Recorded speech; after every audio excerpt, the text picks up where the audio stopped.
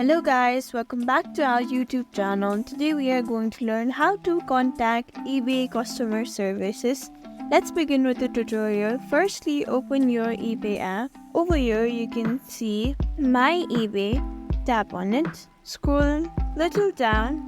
There you can see the option of payment settings and help. Tap on help. Make sure your internet connection is smooth. Over here you can see browse help article, shipping and tracking fee bills. For what you need to contact them, you can choose the option.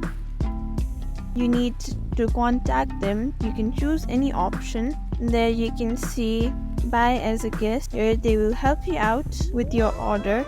If you cannot find this helpful, then you can do another option, that is go to your Google, search eBay customer service number. There they'll give you the number of eBay customer service directly. Here you can see another link as well, and it also belongs according to your region, so look for it number. Thank you for watching this video. Make sure you like, share and subscribe to our YouTube channel for more such content.